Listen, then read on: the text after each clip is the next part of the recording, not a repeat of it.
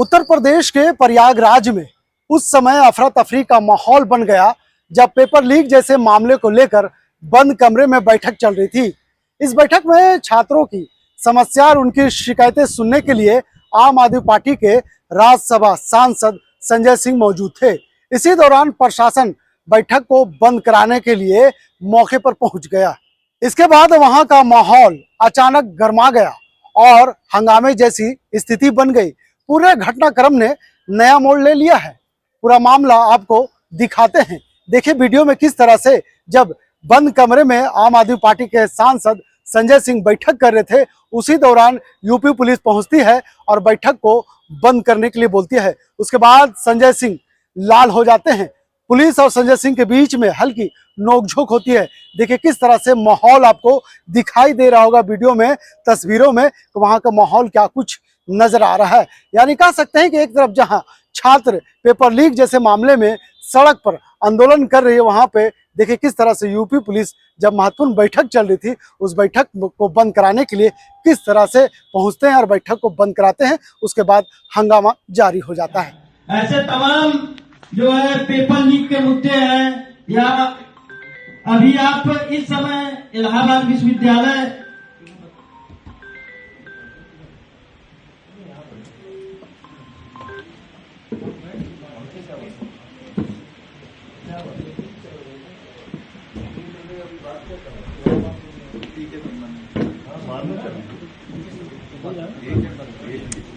अरे आप बताइए, आप लोग मीटिंग में आए तो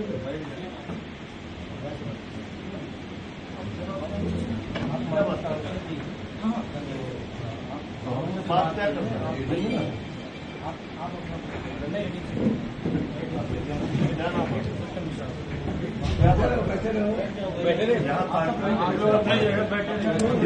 इंडोर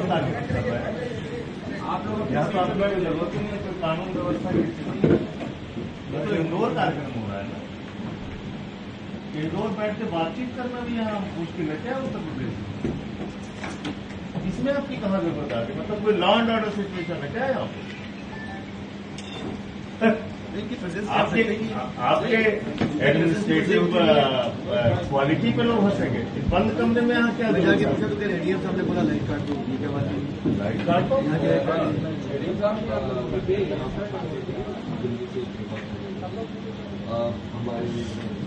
आप बोलते रहिए, बोलते रहो भाई। आप सभी लोग बैठ जाइए। अनिल झा जी से बात कीजिए। डॉक्टर अनिल झा है।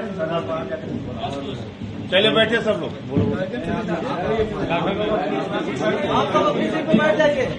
आप लोग अपने स्थान पे बैठे।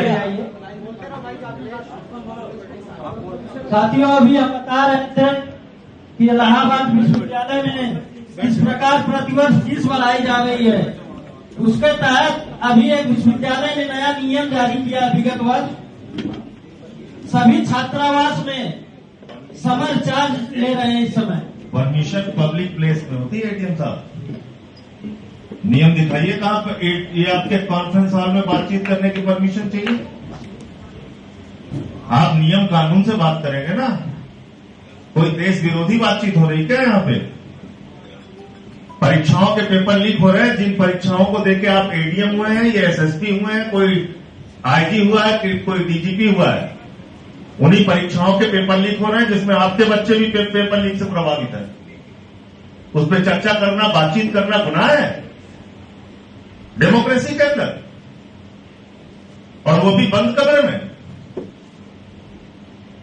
ये तो मैं पहली बार देख रहा हूं। यहां तो पता नहीं कितनी बार मैं प्रेस कॉन्फ्रेंस कर चुका हूं, अपनी बात पहली बार मैं देख रहा हूं कि प्रशासन आके कह रहा था पेपर लीक पे ही बात मत कीजिए। लाखों छात्रों की जिंदगी बर्बाद हो जाए। नहीं, ये बुक है। कोई पब्लिक प्लेस में हम कुछ कर रहे हो, कोई आपको लॉ एंड ऑर्डर वहां सिचुएशन दिखती हो, आप चल के बाहर आइए। मैं एमएलए हूँ और मैं यहाँ रुका हुआ हूँ। अब मेरे कॉन्फ्रेंस हॉल है, उस कॉन्फ्रेंस हॉल में मैं कर सकता हूँ। ये आपकी निजी प्रॉपर्टी तो है नहीं, आपकी निजी प्रॉपर्टी है। एडीएम साहब ये आपकी निजी प्रॉपर्टी है क्या? नहीं, ये आपकी निजी प्रॉपर्टी है क्या? तब मुख्यमंत्री। ये हमारे पैसे से बना हुआ है कॉन्फ्रेंस हॉल, जनता के पैसे से। इसमें आपका कोई अधिकार नहीं। आपका काम है लॉ एंड ऑर्डर देखना। कोई पब्लिक प्लेस पे कोई कार्यक्रम हो रहा हो, कोई आपको डिस्टर्बेंस हो रहा हो, कोई रोड ब्लॉक हो रहा हो, वहां आप आ सकते हैं। यहां आप आ ही गलत गए हैं और मैं अपने प्रिविलेज कमेटी में शिकायत करूंगा आप लोगों की। ये ठीक बात नहीं है। अगर आपको लगता है एक सांसद के विशेषाधिकारों का हनन कर रहे हैं। आपको लगता है मुझे ले चलना है, आप ले लेना। सब लोग बैठ जाइए, सब लोग बैठ जाइए। आप लोग बैठ जाइए। बातचीत रखिए आप अपनी जाए। मैं आपको पैसे साथियों, अभी हम लोग इलाहाबाद विश्वविद्यालय की बात कर रहे थे। पूरे देश में एकलौता ऐसा विश्वविद्यालय जहां फीस वृद्धि की बात हुई। उसके बाद यहाँ के प्रशासन ने एक नया नियम बना दिया है विगत वर्षों से, जिसमें प्रतिवर्ष छात्रावास से समर चार्ज ले रहे हैं।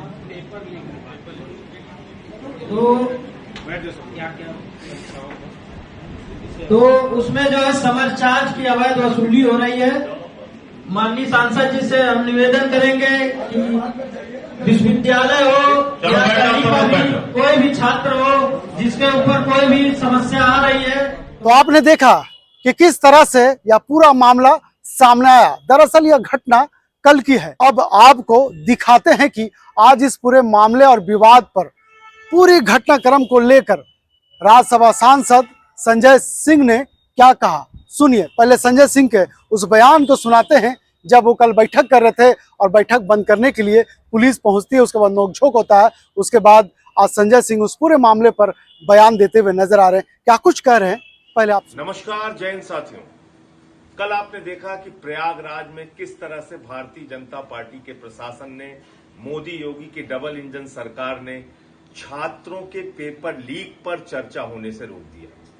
पेपर लीक हो जाए उससे कोई दिक्कत नहीं, लाखों छात्रों का भविष्य बर्बाद हो जाए उससे कोई दिक्कत नहीं। सीबीएसई के एग्जाम हो, हाई स्कूल इंटर के एग्जाम हो, पीसीएसजे के एग्जाम हो, लेखपाल के एग्जाम हो, दरोगा के हो, टीचर के हो, जेई के हो, हर परीक्षा का पेपर लीक हो जाए, आपकी जिंदगी बर्बाद हो जाए, लेकिन उसके ऊपर चर्चा करने तक की इजाजत आपको नहीं है। बंद कमरे में चर्चा करने की इजाजत नहीं। तो क्यों यह इजाजत नहीं है, मैं आपको 1 मिनट के अंदर समझाना चाहता हूं। उत्तर प्रदेश की हालत में आपको बता दूं।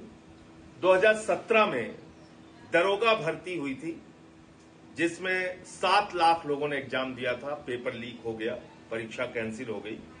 2018 में 3000 नलकूप चालकों के लिए एग्जाम हुआ था, 2 लाख लोगों ने एग्जाम दिया था, पेपर लीक हो गया, परीक्षा कैंसिल हो गई। 2018 में ग्राम विकास अधिकारी के लिए परीक्षा हुई थी, 2000 पद के लिए हुई थी, 9 लाख लोगों ने एग्जाम दिया, पेपर लीक हो गया, परीक्षा रद्द हो गई। 2018 में ही यूपी पीसीएल जेई इसकी परीक्षा हुई और इसमें करीब करीब 26,000 लोगों ने 226 पदों के लिए परीक्षा दी थी, पेपर लीक हो गया, परीक्षा कैंसिल हो गई। 2018 में लोअर सबऑर्डिनेट की भर्ती 672 पदों के लिए 11 लाख लोगों ने एग्जाम दिया था, पेपर लीक हो गया, परीक्षा कैंसिल हो गई। 2021 में यूपी ट्रिपल एससी पेट की परीक्षा हुई, 21 लाख लोगों ने एग्जाम दिया था, परीक्षा कैंसिल हो गई पेपर लीक की वजह से। 2021 में ही यूपी टेट की परीक्षा हुई, 20 लाख लोगों ने एग्जाम दिया था, परीक्षा कैंसिल हो गई। 2022 में यूपी के 12वीं के बोर्ड की परीक्षा का पेपर लीक हो गया।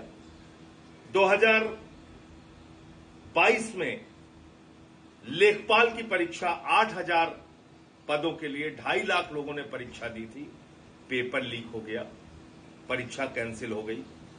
2024 में यूपी पुलिस कांस्टेबल भर्ती के लिए जो 60,000 पदों के लिए हुआ था, 48 लाख लोगों ने एग्जाम दिया, पेपर कैंसिल हो गया, पेपर लीक हो गया, परीक्षा कैंसिल हो गई।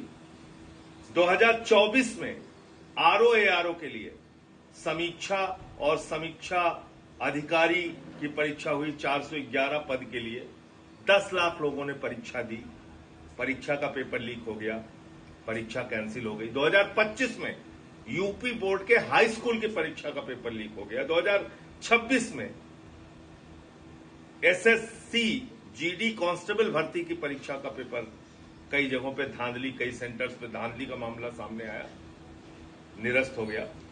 2026 में 22 लाख आवेदकों ने नीट की परीक्षा दी, उनका पेपर लीक हो गया, परीक्षा कैंसिल हो गई। 2026 में ही सीयूईटी की परीक्षा स्थगित हो गई, उसमें भी पेपर लीक का मामला सामने आया।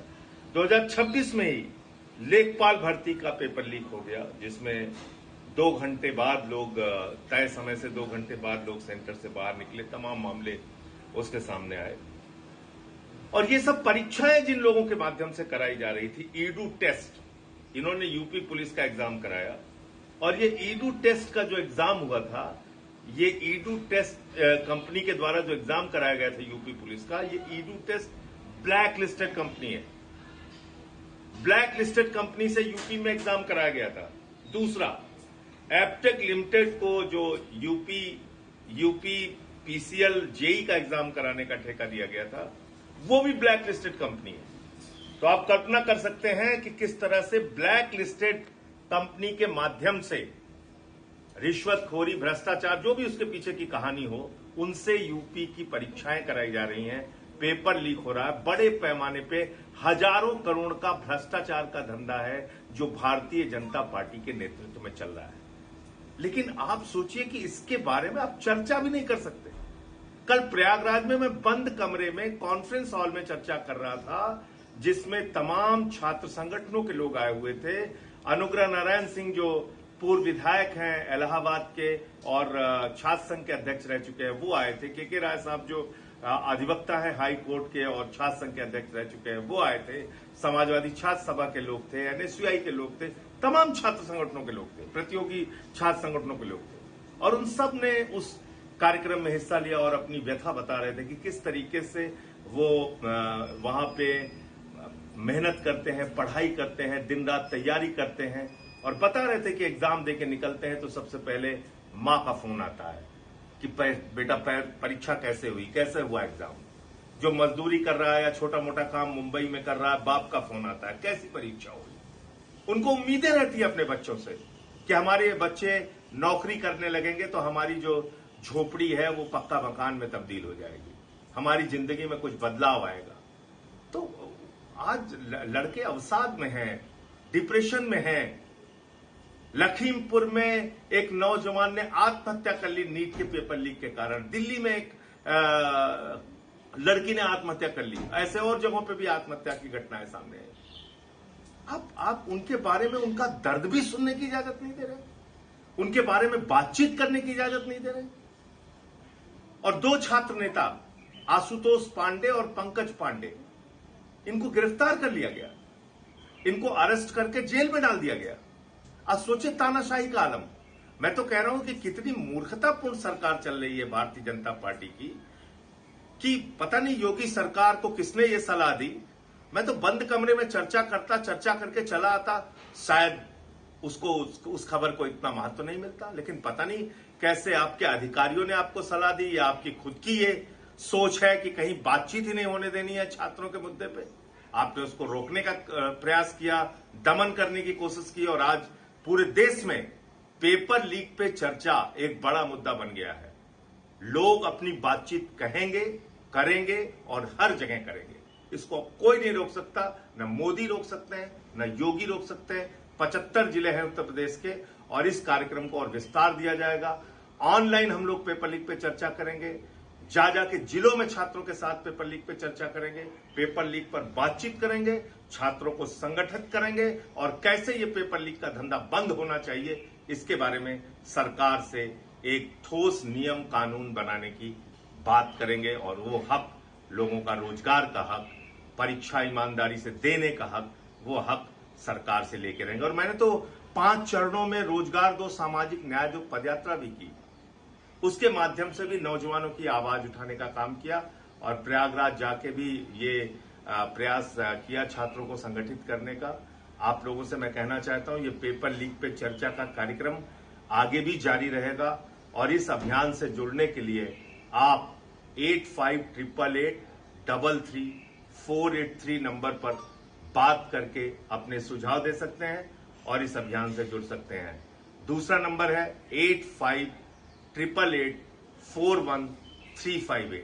तो 2 नंबर है, याद रखिए 8588833483, 8588841358। इन दोनों नंबरों पे कॉल करके आप इस पेपर लीक पर चर्चा के अभियान से जुड़ सकते हैं और इस छात्र आंदोलन को अपनी मजबूती दे सकते हैं।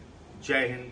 इंकलाब। निश्चित तौर पे ये तस्वीर हम आपको इसलिए दिखा रहे हैं कि आज राजधानी रांची में भी नीट परीक्षा सीबीएसई को लेकर के जो छात्र है, संगठन है, वो सड़क पर उतर करके जो शिक्षा मंत्री है धर्मेंद्र प्रधान का इस्तीफा मांग रहे थे। ऐसे में ये पूरा मामला गर्म है। देश के तमाम छात्र संगठन सड़क पर उतर आई है और इस पूरे मामले पर जांच करने की बात कर रहे हैं। छात्रों का यहाँ तक कहना है कि इस पूरे मामले को सीबीआई जांच कराए और जो शिक्षा मंत्री है धर्मेंद्र प्रधान उसका इस्तीफा ले। निश्चित तौर पर यह मामला बहुत बड़ा है और इसी मामले को लेकर आम आदमी पार्टी के सांसद एक बंद कमरे में बैठक कर रहे थे और वहां पर यूपी पुलिस पहुंचती है और उसे बंद कराती है। उसके बाद ये पूरा घटना सामने आता है। लाइव लगातार के वीडियो को लाइक करें, सब्सक्राइब करें और बेल आइकन को दबाना न भूलें।